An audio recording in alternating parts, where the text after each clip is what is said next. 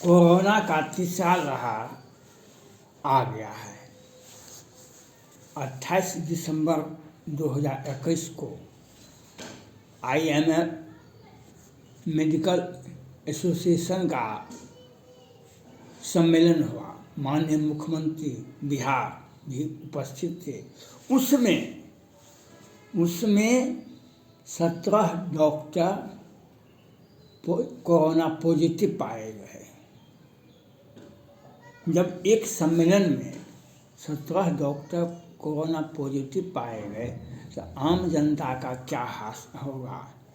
लेकिन बिहार सरकार हम चुस्त दुरुस्त व्यवस्था करते हैं,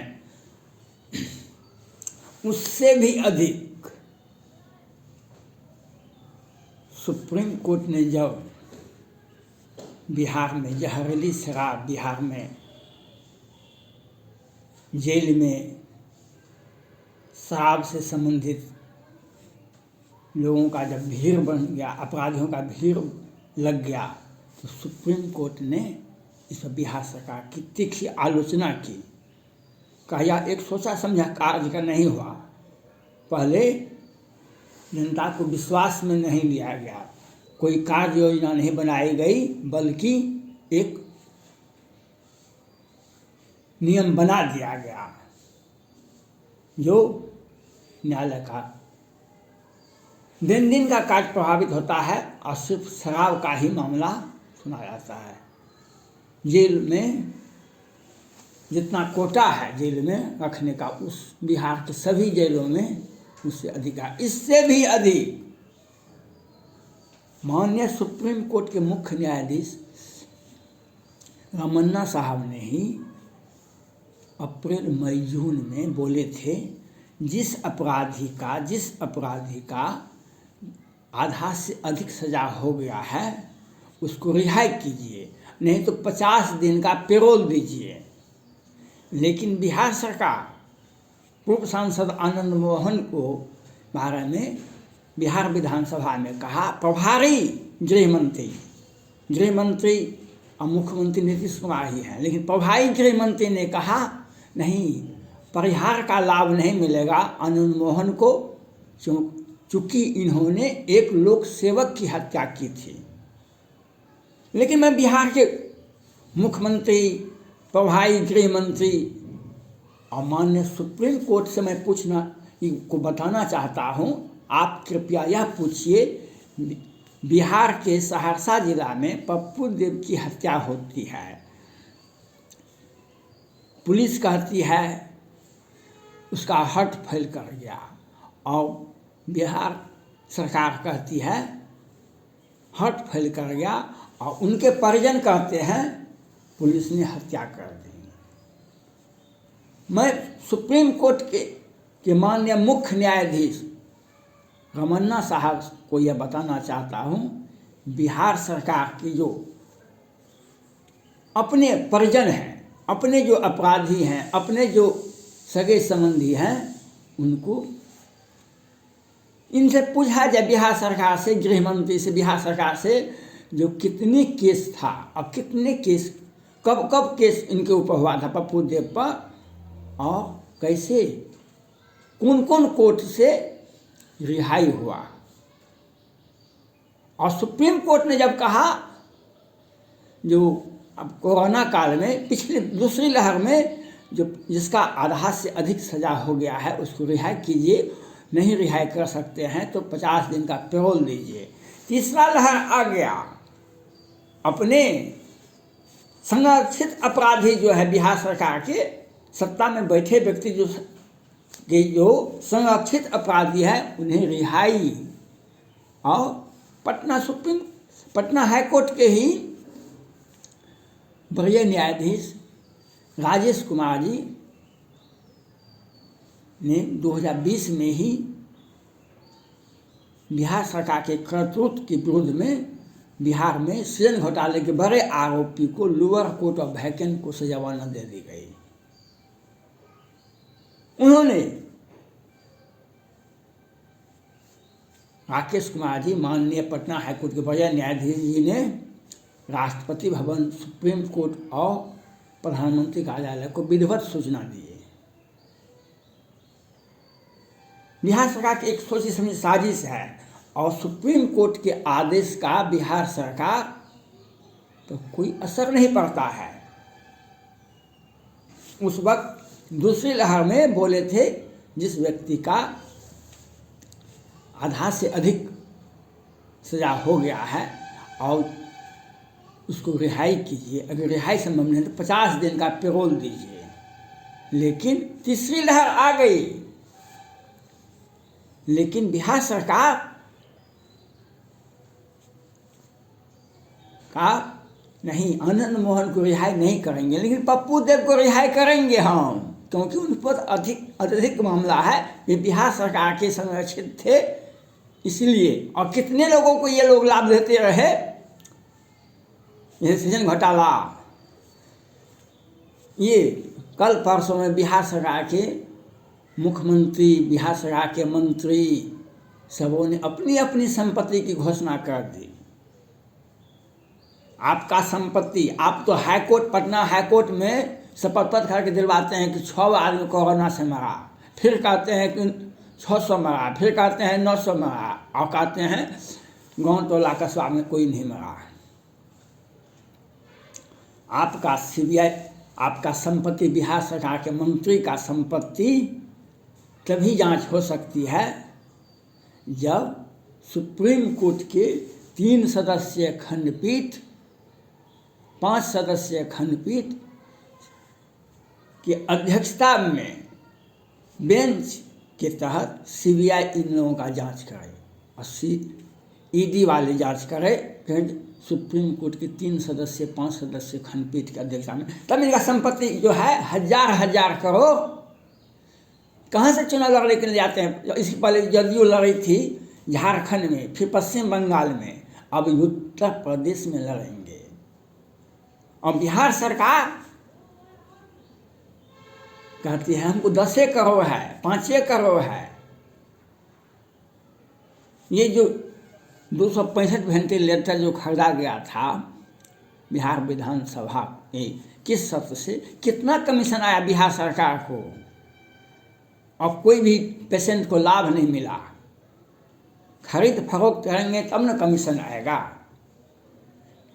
जहरीली शराब से हजार करोड़ आता था बिहार में, लेकिन वह पैसा तो आता है लेकिन सरकारी फंड में नहीं जाता था।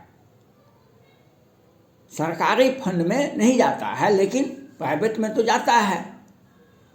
पटना हाईकोर्ट के माननीय वरीय न्यायाधीश जी ने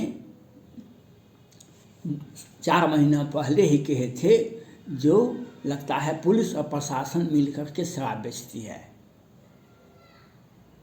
गरीब बेबस लाचार व्यक्ति को, और उस व्यक्ति को प्रताड़ित किया जाता है बिहार सरकार के द्वारा, जो जिन्हें संविधान में हरिजन पहले कहा गया था, लेकिन बिहार सरकार ने उन्हें नाम बदलकर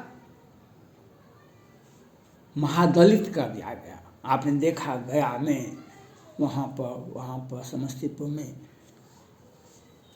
रजक जाति के थे, पासी जाति के थे, मुसहर जाति के, तांती जाति के थे, जो महादलित थे, उनका घर को सील कर दिया गया। एक भाई की हत्या जहरीली शराब से मरता है, एक भाई जेल जाता है, और जून में होली में भी मरा था 20-25 आदमी जहरीली शराब से।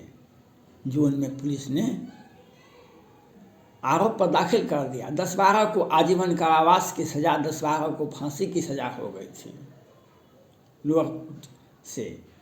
बिहार सरकार, मैं सुप्रीम कोर्ट से माननीय मुख्य न्यायाधीश जी से अपील करना चाहता हूँ, जो जब तक बिहार सरकार पर आप कार्रवाई नहीं करेंगे, बिहार सरकार पर 3 सदस्यीय खंडपीठ जांच नहीं करवाएंगे, तब तक बिहार में कोरोना से मरने वालों की संख्या नहीं बताई जाएगी, जहरीली शराब से मरने वालों की संख्या नहीं बताई जाएगी। आंख फोड़वा दिया गया है बिहार के बूढ़े व्यक्ति का, जो आँख का मोतियाबिंद का ऑपरेशन करवाने के लिए गया था, तो मुजफ्फरपुर में वहाँ पर 60-70 आदमी का आँख फोड़वा दिया गया।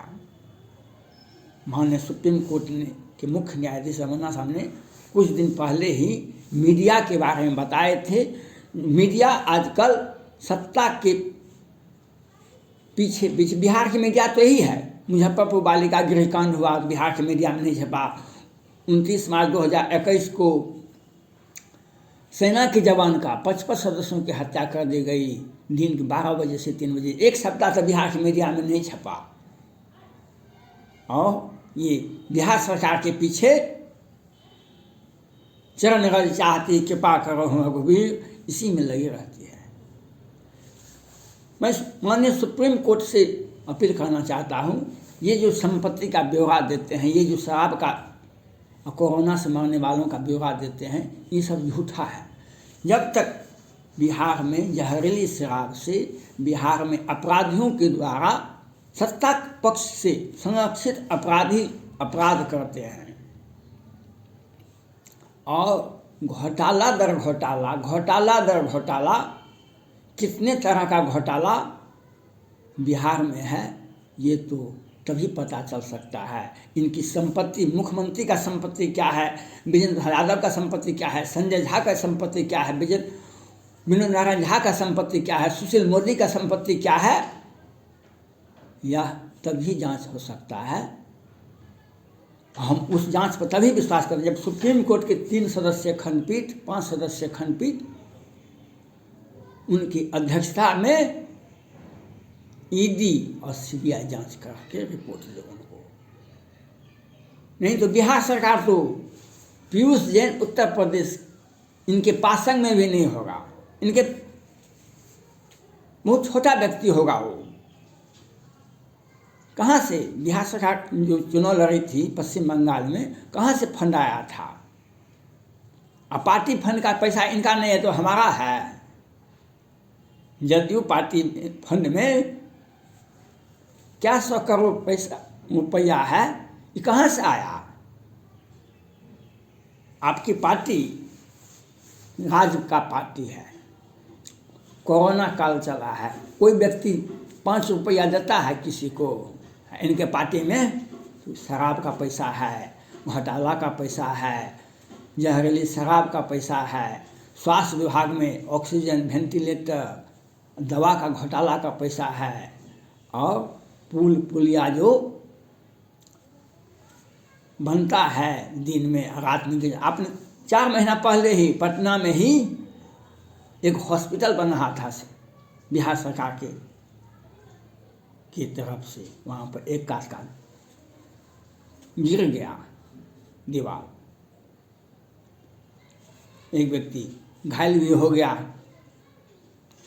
तो बिहार सरकार का कोई भी बयान वह तथ्यपरक नहीं होता है, बल्कि आडंबर होता है। और हम सुप्रीम कोर्ट के माननीय मुख्य न्यायाधीश रमन्ना साहब से अपील करते हैं, आपने जो पहले आदेश दिए थे बिहार सरकार को, पूरे भारत में कहे थे, जहरीली शराब पर बिहार सरकार को कहे थे, और लेकिन अपराधियों के बारे में जो सजा प्राप्त हो चुका है, जिनका सजा हो चुका है, जैसे आनंद मोहन का, उनके बारे में ये मौन धारण कर लेते हैं और अपने चाहते संरक्षित अपराधी, जिनके द्वारा अपराध होता है, समांतर सरकार चलती है, तो उस अपराधियों को लोअर कोर्ट से ही मैनेज करवा के रिहाई करवा देते हैं। ये इनकी सोची समझी साजिश है। संपत्ति का ब्यौरा हो, इनका आपराधिक रिकॉर्ड हो, जहरीली शराब हो कि कोरोना से मरने वालों की संख्या हो, जब तक सुप्रीम कोर्ट के 3 सदस्यीय खंडपीठ जांच नहीं करती है, उनके अंदर में सीबीआई जांच करके रिपोर्ट दे, तब बिहार सरकार का पोल खुलेगा। धन्यवाद।